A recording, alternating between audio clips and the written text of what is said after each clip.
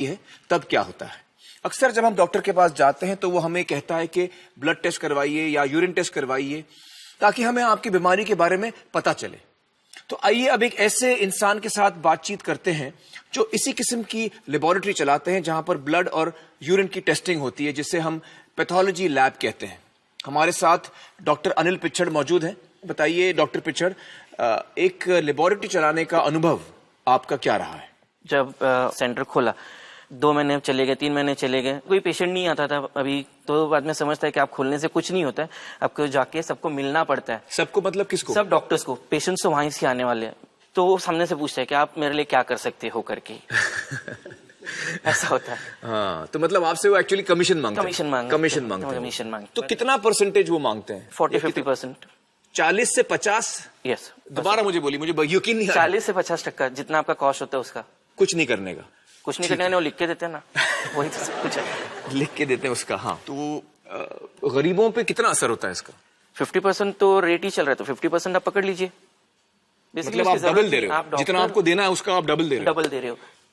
बहुत सारे डॉक्टर्स जो हैं, पेशेंट्स को टेस्ट होता है, 1, 2 या 3 टेस्ट की जरूरत होती है, वो 12-15 टेस्ट करा लेते हैं। ये सही है? सही है। मुझे भी एक टाइम कहा गया था कि एक डॉक्टर ने कि बाबा हम लोग 10 लिख देंगे, आप बाकी नॉर्मल रिपोर्ट दे दीजिएगा। मैंने भी इसके बारे में सुना है कि मुझे किसी ने बताया था कि एक टेस्ट आता है, उसको बोलते हैं बेसिन टेस्ट। हाँ, तो मैंने पूछा बेसिन टेस्ट मतलब पेशेंट का खून लो और बेसिन में फेंको। पेशेंट का खून लो और बेसिन में फेंको, सारे जो रिजल्ट है नॉर्मल दे दो, क्योंकि मुझे पता है कि मेरे पेशेंट में कोई तकलीफ नहीं, मैं खामों का ऐसे ही भेज रहा हूँ। Am I right about this? certainly। आपकी फिर प्रैक्टिस अच्छी हो गई जब आपने? हाँ, काफी अच्छे हुए थे, काफी फ्रेंड्स हो गए थे। हाँ, सब कुछ फ्रेंड्स होते हैं, सब डॉक्टर्स आपके फ्रेंड्स हो गए थे। हाँ। फिर उसके बाद ऐसा हुआ कि मेरे पर्सनल ट्रेजेडी एक हुआ। अच्छा। एंड बचपन से हमें सिखाया जाता है कि आप पाप करोगे तो आपको पाप मिलेगा, जो यही करना है सब कुछ। तो फिर एक दिन निश्चय किया कि नहीं, अभी ये सब बंद करना है, जो होगा वो भगवान देखेगा। और फिर बाद में मैंने बंद कर दिए। तो ग्रेजुअली फिर मेरे दोस्त कम हो गए, रेफरल्स कम नहीं, बंद ही हो गए। तो पहले जो मेरे पेशेंट्स रिपोर्ट लेके जाते थे सब एक्सेप्ट होते थे, आज मेरा लैब का जो रिपोर्ट रहता है वो देख के कचरे के डिब्बे में फेंका जाता है। तो वैसे होता था। फिर बाद में पेशेंट्स आके काफी झगड़ा भी करते थे। हम लोग उसको यही समझाते थे कि मेरी मशीनरी वही है, मेरे रिएजेंट्स वही है, मेरे टेक्नीशियंस वही है, मेरे पैथोलॉजिस्ट वही है, नथिंग हैज चेंज। सिर्फ एक ही चीज बदली है कि जो मैं पहले 100-150 रुपए लेता था तो मैंने आज 50 रुपए में मैं सीबीसी करता हूँ, क्योंकि आपको किसी को देना नहीं है, कमीशन देना नहीं है, तो वो डायरेक्ट फायदा पेशेंट्स को जा रहा है। बाद में माउथ टू माउथ पब्लिसिटी हो जाती है। मैंने काफी बोर्ड भी बाहर डिस्प्ले किया है। कोई लैब डिस्प्ले नहीं करता अपने रेट्स बेसिकली। आपने ये भी बोला बोर्ड पे कि मैं कट नहीं देता हूँ? मैंने मेरे रिसेप्शन के वहाँ लिखा है, मेरे पैम्पलेट्स के वहाँ, कि हमारे यहाँ किसी को कमीशन नहीं दिया जाता है करके। वाह, क्या बात। क्लियरली।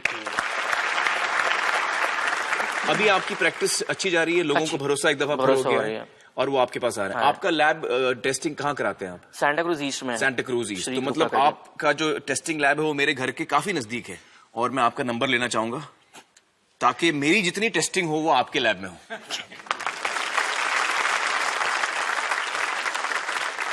दोस्तों, हमारे सामने ये बात आई है कि कट प्रैक्टिसेस यानी कमीशन का लेना और देना न सिर्फ टेस्टिंग और लेबोरेटरीज के साथ कई बार होता है, बल्कि एक डॉक्टर जब दूसरे डॉक्टर के पास मरीज को भेजता है, रेफर करता है, तब भी बहुत सारे डॉक्टर्स कमीशन या कट्स लेते हैं। दोस्तों, इस वक्त हम जुड़ेंगे 3G लिंक के जरिए डॉक्टर अमोल पंडित से, जो हमें इसके बारे में बताएंगे। डॉक्टर अमोल पंडित वेल्स, इंग्लैंड में प्रैक्टिस करते हैं और एक खास किस्म की कैंसर सर्जरी के लिए ट्रेंड हैं, जो बहुत कम डॉक्टर्स कर पाते हैं। Hi doctor Amol, how are you?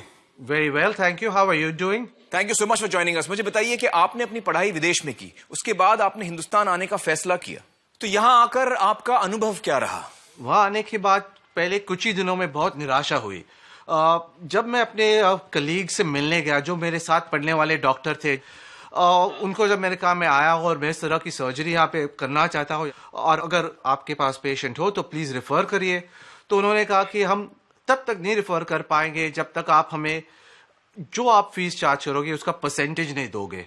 तो कितना परसेंटेज मांगते थे आपसे ये डॉक्टर्स? 30 से 50% तक मांगते थे। तो ये तो बहुत शॉकिंग बात है जी। अच्छा, और बड़े अस्पतालों में आपका क्या अनुभव रहा? बड़े हॉस्पिटल में उनकी एक ही ऑब्जेक्टिव थी कि पेशेंट को आप इस तरह से उसकी डिजीज के बारे में बताएं कि वो इतना डर जाए कि वो सोच ना पाए और उनका सोच बदल जाए। उसके पहले आप उनको ऑपरेट करें ताकि जो रेवेन्यू है वो जल्दी से जल्दी मिल जाए। तो आपने ये बड़े अस्पतालों की डिमांड्स पूरी की और जो डॉक्टर्स आपसे कट मांग रहे थे उनको आपने परसेंटेज दिया? नहीं दिया, इसलिए तो वापस आना पड़ा। आप वापस चले गए और हिंदुस्तान में एक अच्छा डॉक्टर कम हो गया। चलिए, बहुत बहुत शुक्रिया डॉक्टर अमोल हमसे बातचीत करने का। Thank you so much. Thank you very much, बहुत शुक्रिया। दोस्तों, बहुत सारे लोगों के लिए एक ऑपरेशन करवाना उनकी जिंदगी भर की बचत खत्म कर सकता है। कभी कभी बच्चों की स्कूल की फीस पर असर होता है, कभी घर गिरवी रखना पड़ता है, कभी जमीन बेचनी पड़ती है। और ऐसे में अगर 30%, 40%, कभी कभी 50% खर्च ऑपरेशन में नहीं बल्कि कमीशन में चला जाए तो यह निहायत ही दुख की बात है।